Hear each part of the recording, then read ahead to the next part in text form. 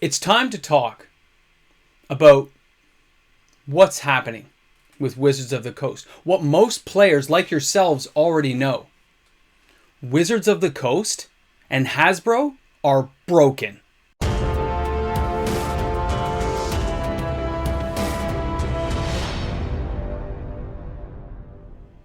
Hey guys, MTG Moxman here. And how do you feel now you've had a few days to digest and think about what is happening with Wizards of the Coast and Hasbro? Remember, they are two separate entities, but one is owned by the other. So it's basically like Hasbro sits there with its knee resting on the throat of Wizards of the Coast in a very awkward position, telling Wizards of the Coast what to do. And Wizards has no choice. They have to do what they're told. Okay? This is great for the shareholders at Hasbro, the money-making machine that just keeps on giving. Which marketing team came up with the idea for $1,000 proxies, right? Who came up with the idea? I wonder if they got bonuses. Because they pushed the idea and somebody went for it. And here we are today. I have been reading Reddit board after Reddit board, video after video. I've done polls, I've asked questions, I've fielded questions on the channel. Nobody out and out will come out and say, this is a good idea. But we all know some people are going to buy it, okay? Because some person put this together as a deal. Now take a second and rest that thought of the $1,000 for 4 packs and put that up there somewhere on the shelf. Just put it out of your head for a second. Let's go back. A few steps back to Wizards of the Coast and Hasbro's relationship, if you can call it that.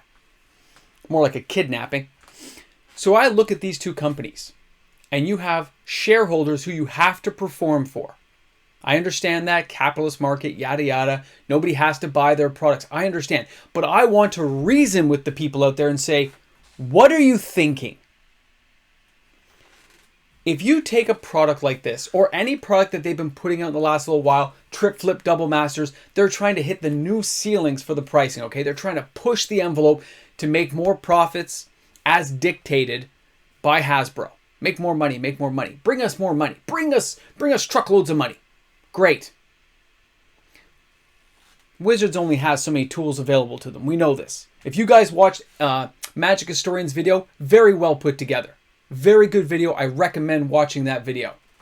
It was well done. And you know what? Great. Sorry, I'm losing my train of thought here. I'm looking back on this. And I'm saying I'm not sure what pricing model they're trying to do.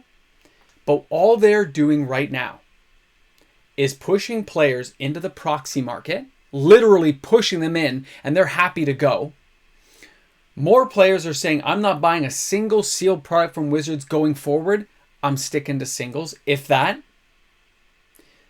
Other areas of the market, of the player base, are saying they're not buying anything at all. They're just going to stick with the cards they have and call it a day. They're walking away from the game. So they say, at least for now, they're more than welcome to change their minds. We're all able to change our minds from day to day. That's called choosing. But what is Wizards thinking? What is Hasbro thinking? A lot of players will say it's killing the golden goose, right? They're killing it off. In a way, you're not wrong. Here we have the player base. Let's say it's 10 million players, active players, 10 million. Now you probably lost 10%. Let's just say 10%. You lost 1 million people. They walked away. They're done. Okay? You also have an untrusting, very worried collector base. A subset of player who sits on sealed product and buys it from your LGSs, from your stores, from TCG, from all those other areas of the market. So if they're not buying it and other players aren't buying it, and you're seeing a slowdown in sales, which is being seen across the board for sealed product right now. I'll get into that video this weekend. Check out my Sunday Hot 10 reserve list. We'll go over it there. When you see that, players stepping away, 10% being lost, they are affecting the future growth potential of their product market, of the target audience. because they're walking away. And they're probably thinking, they probably factored in, we're going to lose a certain percentage. They'll calm down, they'll cool down, they'll come back around. Not with the prices going up. If you're forcing the Wizard of the Coast company to make you more money, Hasbro, you are actually hurting your player base more than you know. These players have supported you for 1 year, 5 years, 10 years, 20 years, 30 years. And different subsets of all those groups are walking out the door. Others are refusing to buy. Some are sitting there going, they're just disgruntled. But you're losing people everywhere. You're losing them, which means your image is being tarnished. You are taking immediate gains, because it will sell, and products like this will sell. It will make you money. And you're going to have more people underneath the exterior of the wealth you're making right now get more and more upset, more and more disgruntled. And they're going to walk. Maybe not right away, but they're slowly going to leave that door. And they're going to find other forms of entertainment. They're going to look around and say, you know what? There's a lot of green grass out there I can go and check out. And that's even more of a dwindling player base. You are eroding your own market that you feed into. They may not realize it yet. It may take them 5 years before they actually realize how many players they've lost due to idiotic moves like this, because some upper branch person decided they could push the product. Just because you can do it doesn't always mean you should. It doesn't mean you're supposed to make the wrong choice at the wrong time. When I did a previous video saying this was ill executed, this product's not for you, I meant it. I'm looking at the future growth potential of Magic. You have to feed more players into it. You have to grow the product. And Wizards of the Coast, you've been growing it for 30 years. You just took a 10-year step back. You just reverted back to 10 years ago numbers. Because people don't have faith in your word, for those who believe in the reserve list. They don't have faith in your pricing because they don't believe the value is there in the product that you're trying to sell to the consumer. It's a collectible card game.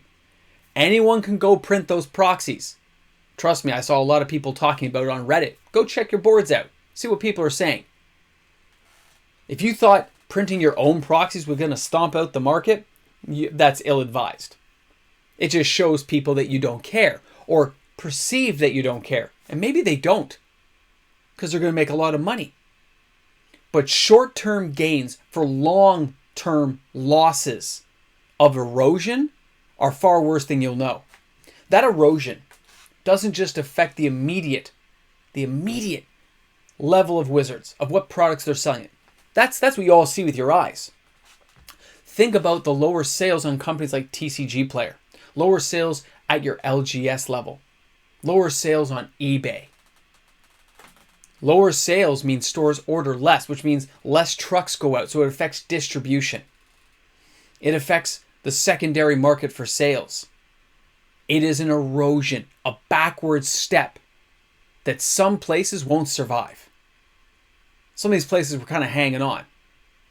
So before that store thanks you for giving them one or a couple of copies of those amazing collector boxes, I think you might see in 2-3 years, some of those companies don't exist because their sales got so eroded by players walking away from your idiotic mistake that they lost their business, their livelihood.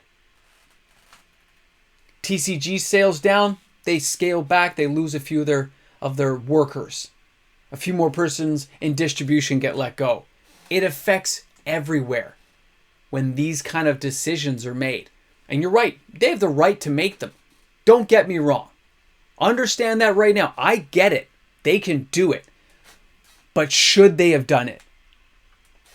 I ask you guys this out there, for anyone watching this video. If they had put those boosters, who they say they want everyone to have, you can relive the experience. If they put those in boxes of 36, right? 36. And we all know they subset the track printing, so we know that the Lotus won't be in every box and stuff. And they took those and they made them into 36 packs, right? Yay. And they charged $249 US, maybe $350 Canadian, and added that as a draft experience for the stores to share with everyone and really get players in the building playing nostalgic Magic. This conversation we're having wouldn't exist. Players would be happy to celebrate your 30th anniversary because you're celebrating it at a price point that can be accepted by the player base. And you would come out looking like a hero, Wizards of the Coast, instead of the fool you're looking like right now. The vilified villain of your own making. I can't wait to look back and see how this video ages 5 years from now, to see if I'm even on YouTube and replay this and see how the market turned out. Because at this moment in time, everything I'm seeing out there shows me Wizards of the Coast is broken. It's Hasbro's fault for pushing on them so hard, trying to jumpstart something that didn't actually need to be jumpstarted. It needed to be warmed and grown. You need to support the prize pools better. You need to grow this out as a major expansion over decades, not years. It's so insulting. Anyway, I wanted people to realize this. When I say Wizards is broken, it's not really Wizards of the Coast's fault unless they're the ones who said this was a good idea to Hasbro. I doubt it was. I bet it was somebody at Hasbro saying, you got to make us more money. What options do we have? Guys, put some comments down. How do you feel knowing that this is going to happen? Because trust me, it's happening. Okay, I already know it's happening. I've already seen stuff that nobody else needs to know about right now, but I've seen things. I've got the emails, I got the conversations, I've already talked to some stores, canceled orders. Interesting times. Now, Brothers War, things will come along and people's memories will be short for a while until other YouTubers mention this again and bring this up again. Right? Just like a politician, you forget what they did until the opposition party brings it up again and reminds you of the horrible thing they've done. And I think a lot of us aren't really going to forget this, are we? This is one of those moments in Magic's history where you're just like, you. Anyway, thanks for tuning in. Thanks for hanging out with me today on the channel. Thanks for chilling. I hope you guys enjoyed the video. I'm looking forward to reading these comments. If you're new to the channel, please remember to please give this video a thumbs up. It helps the channel grow. And if you're new to the channel, hit that subscribe button if you enjoyed the content today, because I hope to stick around for a while and grow the channel and be there to have these conversations with you all. Thanks for tuning in. MTG Moxman. Without the patronage of the patrons on this channel, I wouldn't be able to make videos like this. So thank you for that continued support, guys. Without you, there wouldn't be anything here. Thank you again.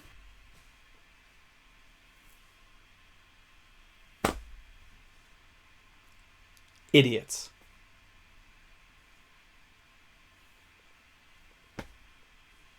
What were they thinking? I don't know. Guys, we'll talk soon. Have a great day. You're the 3%. You're the special people. And I don't know. What's a good catchphrase today that we can throw in there? Wizards is broken. There you go. Oh my God, they suck.